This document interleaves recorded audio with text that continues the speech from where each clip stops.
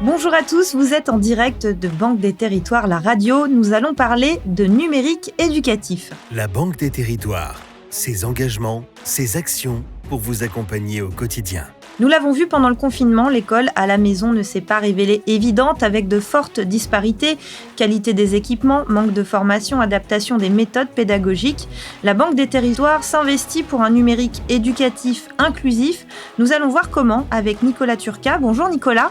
Bonjour. Vous êtes chef service éducation, inclusion et service au public à la Banque des Territoires. Juliette D'Angelo également est avec nous. Bonjour Juliette. Bonjour. Vous êtes chargée de projet au pôle éducation.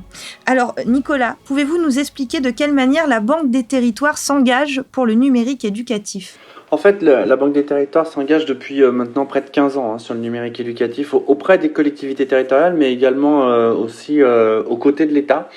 Et ce sur de plusieurs manières. On est opérateur pour le compte de l'État donc d'un certain nombre d'actions, notamment les actions du programme d'investissement d'avenir, que ça soit les sujets notamment de campus connectés, les sujets d'orientation également vers les études supérieures. Et puis également l'expérimentation dont on a parlé assez récemment, territoire du numérique éducatif, qui est aujourd'hui TNE, qui est une expérimentation dans l'Aisne et dans le Val d'Oise aujourd'hui menée. Et donc on est opérateur aux côtés de la direction du numérique de l'éducation nationale pour pouvoir les accompagner, les appuyer et décliner un certain nombre d'actions. On est également conseiller, on conseille régulièrement les collectivités territoriales pour pouvoir les aider à construire leurs projets, à augmenter aussi leurs projets en matière d'impact. Et puis enfin, on est investisseur dans la EdTech, ce qu'on appelle. La EdTech, c'est les technologies pour l'éducation, les technologies au service de l'éducation, de la réussite scolaire. On a aidé à structurer la filière ces dernières années à travers un observatoire. Là maintenant, on a travaillé aussi la demande avec la dimension, avec un outil qui est ouvert à tous, qu'on peut consulter notamment sur les basiques du numérique éducatif dans les établissements. Ça s'appelle Icarto. Et puis on est investisseur dans des entreprises à impact, souvent à impact territorial, et je pense par exemple à Simplon, qui est une société d'apprentissage et de compétences numériques pour notamment les décrocheurs en France. Alors ça, le numérique, on l'a bien compris, a été très très important et très important dans l'éducation. Et dans le contexte inédit du confinement, Juliette, la Banque des Territoires s'est intéressée au vécu des enseignants. Un sondage a été lancé auprès de 1000 enseignants. Pourquoi avoir créé ce sondage ? Donc oui, la Banque des Territoires a lancé un sondage en partenariat avec l'association SynLab en septembre. Donc c'est un sondage qu'on a lancé auprès de 1000 enseignants. Et le but, c'était vraiment d'avoir une photographie de la réalité des usages du numérique par les enseignants. C'était vraiment une photographie sans filtre. Donc on a voulu poser des questions sur tous les usages du numérique pour des enseignants pendant le confinement. Et donc, ce qu'on a relevé dans ce sondage, et ce qui est vraiment intéressant pour nous, c'est qu'on a vu que 70% des enseignants avaient une pratique régulière des outils de marché, et notamment de la suite Google, donc des GAFAM. Et donc, pour nous, ça a permis d'avoir de donner une photo vraiment réelle de l'usage des outils numériques, hors des autres sondages qui a pu être lancé jusqu'à maintenant. Et quelles principales difficultés vous avez pu extraire de ce sondage ? Alors, au-delà du coup de l'utilisation des GAFAM, ce qui était intéressant, c'est que de s'intéresser au levier de choix des enseignants. C'est pourquoi les enseignants vont vers les GAFAM. Donc, ce qu'on a pu voir à travers ce sondage, c'est qu'ils vont vers les GAFAM parce que c'est facile, c'est simple et c'est gratuit.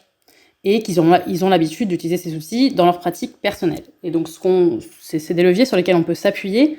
Nous, Banque des Territoires, on pense, pour développer des outils souverains et responsables en France qui soient autres que les GAFAM. Donc, c'est vraiment un constat intéressant de s'appuyer sur ces leviers de choix qui ont été relevés par le sondage pour travailler une politique du numérique éducatif différente aujourd'hui après le confinement. Pour en développer d'autres et en proposer d'autres, du coup. C'est ça, sachant qu'un autre des constats qu'on a pu avoir dans ce sondage, c'est que la EdTech était aujourd'hui assez peu utilisée. On voit qu'il y avait donc 10%, 12% environ des enseignants qui ont souligné l'utilisation des EdTech assez régulière dans leur pratique professionnelle. Donc ce qu'on voudrait faire, nous, Banque des Territoires, parce qu'on a aussi un rôle d'investisseur, comme l'a rappelé Nicolas, c'est pousser cette utilisation des EdTech pour un peu mieux guider les enseignants dans leur choix des outils numériques à utiliser pour leur pratique professionnelle. Alors, le choix des outils numériques pédagogiques, Nicolas Turca, est-ce que c'est l'une des problématiques qui est exposée depuis hier aux États généraux du numérique éducatif ? Alors oui, en effet, en ce moment, il y a les États généraux du numérique éducatif qui se tiennent.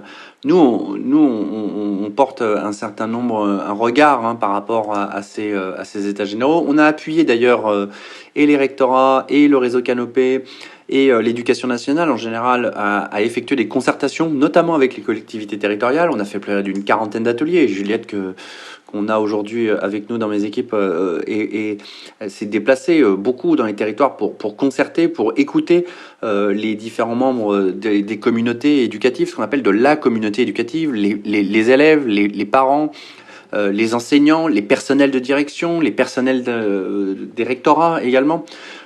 Et puis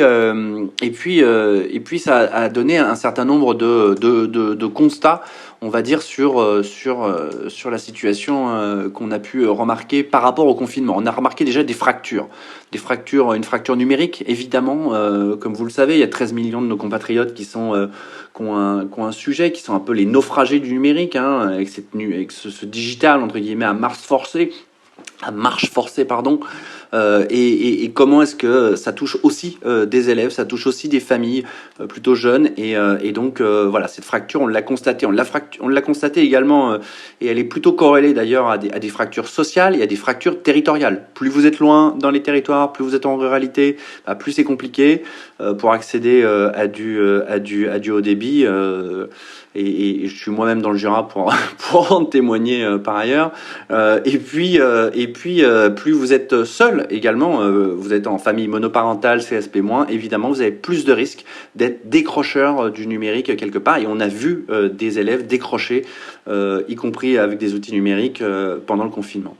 L'autre difficulté qu'on a repérée, c'est des difficultés de coordination au niveau local. C'est une compétence partagée, le numérique éducatif, donc c'est quelque chose qui est un peu complexe. Et aujourd'hui, nous, la conviction qu'on porte, c'est que les projets doivent se faire au niveau des territoires. Donc c'est vraiment la dimension, je vais dire, projet, finalement, elle doit être construite. Les objectifs, finalement, doivent être construits à l'échelle du territoire. Il y a la rectrice de Poitiers, qui parlait de passer d'une compétence partagée à des objectifs communs, finalement, et des objectifs partagés. Et je trouve que c'est plutôt une belle image. Et puis enfin, juste, et je m'arrêterai là, il y a la question de l'écosystème, comme l'a évoqué tout à l'heure, à l'instant même, Juliette. C'est la question aujourd'hui de l'usage, en fait, de tous ces outils, de ces services. Un outil, c'est un outil, mais un outil, ça dépasse largement parfois son rôle, et ça impacte les organisations, les processus et un certain nombre de choses. Ça horizontalise aussi beaucoup de choses. Et donc, ça fait que on prend du temps. Il y a un sondage qui vient d'être encore publié là, ce matin, sur 3000 enseignants, où ils expliquent que finalement le ressenti principal vis-à-vis du numérique, c'est le temps que vous y passez. C'est connu, on est collé le nez aux écrans, on est collé le nez à notre télévision ou à nos smartphones. Mais finalement, quand on vous met des outils numériques comme finalement des logiciels de vie scolaire, par exemple, pour interagir avec des parents, ça fait presque devenir parfois les enseignants, hélas, et c'est pas ce qu'ils veulent, des community managers presque autour des élèves et des enseignants. Vous avez évoqué effectivement différentes fractures à différents niveaux, social, géographique, économique, évidemment. Juliette, quelles sont les propositions concrètes de la Banque des Territoires en la matière pour un numérique éducatif inclusif ? Alors, je vais justement rebondir sur ce que vient de dire Nicolas, sur le temps passé, du coup, le temps passé par les enseignants, notamment sur les outils numériques. Nous, une grande idée qu'on porte pour les enseignants, c'est l'idée d'un compte EdTech enseignant. Donc, ce compte EdTech, son but, c'est d'ailleurs de faire gagner du temps aux enseignants pour les aider à se repérer dans la forêt d'outils qu'ils ont à disposition, puisqu'en fait, c'est pas vraiment le trop peu d'outils ou le manque d'accès aux outils, c'est le trop d'outils qui est gênant pour les enseignants. Et donc, ce compte EdTech enseignant, la première idée, c'est de permettre aux enseignants d'acheter directement leurs ressources. Donc aujourd'hui, ils ont des intermédiaires d'achat, donc via les collectivités et via les établissements. L'idée de ce compte, c'est que eux aient une cagnotte en ligne probablement, sur lesquelles ils puissent acheter directement des outils. Et ensuite, la deuxième idée de ce compte EdTech, c'est de pouvoir guider les enseignants dans leur choix d'outils. Donc c'est pour leur faire gagner du temps notamment, et pour qu'ils puissent se repérer facilement, qu'ils puissent choisir les outils qui sont les plus utilisés, qui sont conformes au RGPD, qui sont français. Et donc ça serait un site de référencement en ligne de ces outils EdTech, dans lesquels les enseignants pourraient donc acheter, puiser de la ressource, et facilement être guidés et se repérer. Donc c'est vraiment l'idée phare qu'on porte de ce compte EdTech enseignant dans un livre blanc qu'on a publié hier, qui est un livre blanc de la Banque des Territoires pour un meilleur numérique éducatif à horizon 2022. Donc cette idée, c'est un peu l'idée forte pour les enseignants de ce livre blanc. Après, on a plein d'autres actions proposées dans ce livre blanc, et notamment une action forte pour les familles, puisque une des convictions de la Banque des Territoires, c'est aussi que le numérique éducatif demain doit être plus inclusif. Donc on parle évidemment des enjeux d'inclusion numérique, à la fois pour les adultes, mais pas que, aussi pour les enfants, puisqu'on oublie souvent, et ça a été rappelé ce matin durant les états généraux, c'est que les enfants souffrent aussi d'exclusion numérique, et non pas que les adultes ou les personnes âgées. Donc il faut aider les enfants à s'approprier les codes du numérique. Et on a eu l'idée de créer des espaces, des conservatoires un peu du numérique, qui soient des lieux hors de l'école, dans lesquels les enfants et les familles pourraient aller pour se former, pour être accompagnés, voire pour accéder à du matériel et à des équipements. Donc ça, c'est l'idée de tiers-lieux du numérique éducatif, qui a été beaucoup reprise durant les états généraux. Donc c'est vraiment une idée qui vient des territoires aussi, du terrain, des collectivités, des enseignants. C'est l'idée d'avoir des lieux dédiés au numérique qui, hors de l'école, voire dans l'école aussi, mais qui pourraient aussi être hors de l'école, pour faire venir des familles en situation de fracture numérique, enfants et parents, pour mieux se former et être accompagnés sur les usages basiques du numérique. Oui, effectivement, c'est pas parce qu'on est jeune qu'on sait forcément se servir de ces outils-là, quoi. Exactement. Et ça a été, je pense que c'est aussi un des grands constats du confinement, c'est que les élèves ne sont pas uniquement des digital natives du numérique parce qu'ils sont jeunes. Donc c'est aussi l'idée de cette inclusion numérique à destination de tous, à la fois des familles et des parents et des élèves.